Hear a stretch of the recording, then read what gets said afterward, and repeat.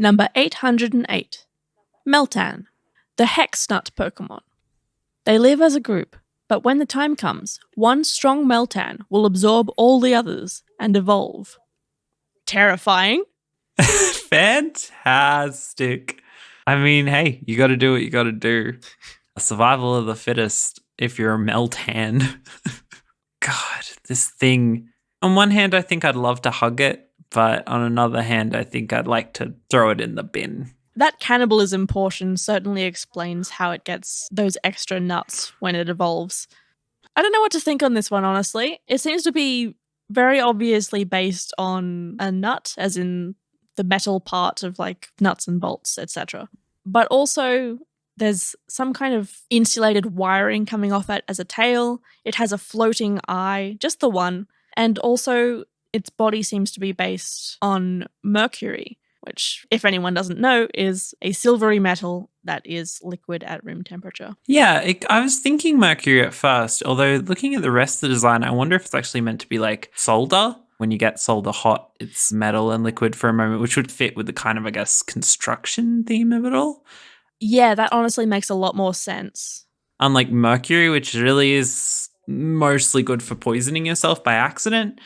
Mercury also doesn't rust, which is supposedly how Meltan reproduce, is its evolved form has rust pieces fall off it and those turn into Meltans. Oh, that's wild.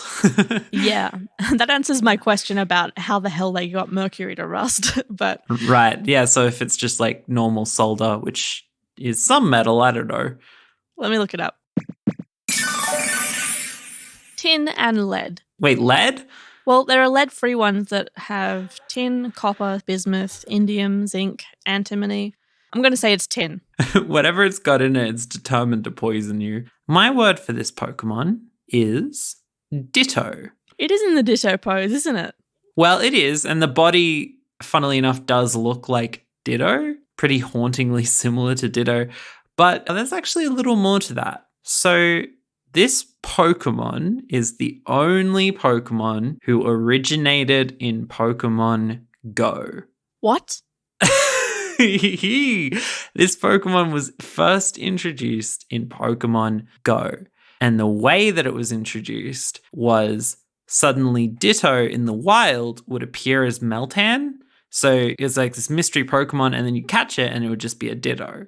And they did that for like a week or two, I think. And then they opened up an event where you could actually catch Meltan. And then you had to transfer Meltan to Pokemon Let's Go. So Pokemon Let's Go, Pikachu and Eevee, to be able to then evolve it into Melmetal. Huh. So I just found that really interesting that a Pokemon could be introduced, one, in a mobile game, and two, through the mechanism of having Dittos appear as it so that you can see it but not catch it, which is very cheeky. I think that's a clever little thing, but it does make you wonder what relation it has to Ditto, and in turn what relationship it has to Mew. So aside from just the fact that obviously Ditto were appearing as it, its body looks like a Ditto, and Ditto actually has connections to metal. So, for instance, when you catch a Ditto, they'll often have a metal powder item attached to them. And Ditto was at one point going to have an evolution that evolved using the metal coat item into some sort of weird shrieking iron horror. Huh. And that's really interesting. So Ditto is linked to metal. Ditto is linked to Meltan. Ditto is linked to Mew. So is Mew linked to Meltan? What's it all mean? Are they going to come out with Metal Mew next? It wouldn't surprise me, honestly. They've been doing a lot of stuff with Mew in the Pokemon Go app lately. It wouldn't surprise me either. Yeah, so I don't know. Watch this space. Let's see if anything comes of this. Yep. Rate every Pokemon, your number one source of Pokemon news. Yeah. Incredibly late Pokemon news. Having said that, I don't like this Pokemon. 2 out of 5. I'm going to give it 3 out of 5, which brings us to a total of 5 out of 10 for Meltan. Next!